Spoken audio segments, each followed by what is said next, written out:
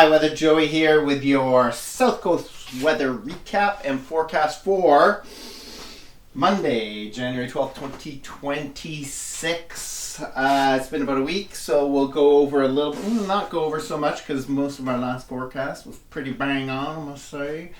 But yeah, we'll give a rundown of what we're expecting to come. There's some pretty variable weather coming and some pretty surprising stuff for January, so we'll get into that in a second. But as always, I'd like to take this opportunity to thank and acknowledge the first peoples of this land and their ancestors from North Saanich out to Sooke and beyond across this beautiful land they refer to as Turtle Island, for allowing us to live, work, and play on their beautiful traditional territory. Aishka, thank you so much.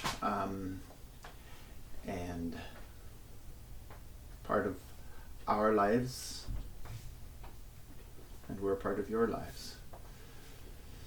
And this goes out to, as always, to the generations, 7 generations into the future. We think of you and where you are, and how we have helped to create the world you live in, and know that we are with you in history and in spirit.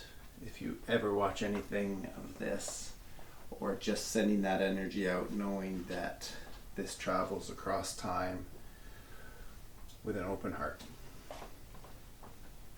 Okay.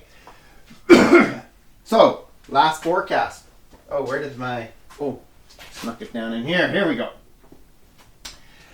So, everything went pretty much as planned. This hill's got lots of nice snow. People got up there. The snow level dropped down, and we saw that.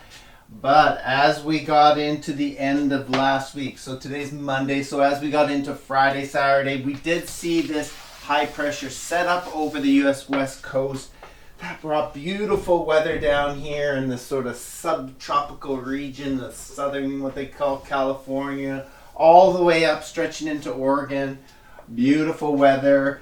We had low pressure way up here, kind of upper Gulf of Alaska, low pressure in here, and that brought this whole flow, because around high pressure that comes this way, and around low pressure comes this way, and that dragged a bunch of moisture up here. Now we thought maybe this would hold enough over the weekend. Maybe not. I did mention that it would come down, and yes, indeed it did. It hit us pretty hard on, this is an atmospheric river. This is what we call an atmospheric river, collecting moisture in this whole thing, this kind of river flow.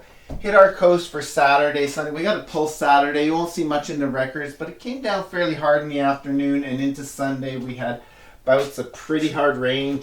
It was like doing this sort of thing right into today, and the freezing levels rose. So right into today to Monday, we were still getting it. It's just still coming through. This is the afternoon. And the freezing levels rose right up, so rain to most of the hills, just barely this high alpine. Today we saw up in Whistler, there's still big snowflakes falling at 6,000 feet, but really wet, really cementy, hammered that base of snow, really dissolving and melting it away. So that's a tough hit for here. Now, where do we go from here? It looks like this is going to peter out as this high pressure spreads up over the next couple of days to become, spreads up tomorrow to become the dominant weather player for the coming week. Now this is interesting because we're going to see this build up tomorrow. We may even see some sunny weather tomorrow.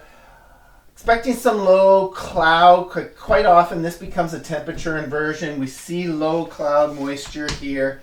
Now that looks like tomorrow. We still have one little pulse coming up here that's hitting the coast hard here for tomorrow, for into Tuesday and into Wednesday. The remnants of that will be coming across the coast on Wednesday, so we'll probably see that just in the form of cloud. Not expecting any more rain, so today probably the last of the rain. And after that goes through, this rebuilds strongly right up here. This is the warm kind of low pressure. So warm temperatures aloft. We're expecting alpine temperatures to get up to. So let's go back for a second. So that means clearing out for Thursday, which is 3 days away. And we're looking at a 4 to 5 day clearing. So that's Thursday, Friday, Saturday, Sunday, maybe even into Monday. So the majority of the coming week, sunny skies, clear skies, high alpine temperatures. They get up to like 10 degrees Celsius. So that's going to bring temperature alone. If you add sunshine into it, sun's got some strength, but that will really further melt the snowpack, especially a young snowpack that hasn't had time to really compress and solidify. So that's a bit worrisome. So there we go. Whether we get sun down here the whole time, models are showing low humidity, so they're saying that, but this is a temperature inversion. Quite often the models don't predict the fog down below, so we'll be watching close for that. But if not, beautiful sun. It's gonna give the plants a false sense of security, and I'll tell you why in a second. Because plants will start going, I'm not thinking for plants, but this is what I think they may think. It's like, yeah, it's pretty nice. A little bit more light. There's lots of sun. We're getting some warmth. Maybe I'll start throwing it out here a little bit. I've got lots of moisture. But problem is, it looks like eventually this high pressure will break down, and it looks like we may have high pressure coming up through here and bringing cold Arctic air down. Now, the long-term model is showing very cold Arctic air, possibly even to a deep freeze coming down from the north here. So that would spell a bit of trouble for plants that have decided now's the time to start getting going. So gardeners, plants, I don't know what to do other than to put it out there that that could be an issue. We've got this warm, cold. That's the problem with this sort of thing. Anyway, that's where we're at. So we'll have some nice sunshine, but it comes at a cost, probably.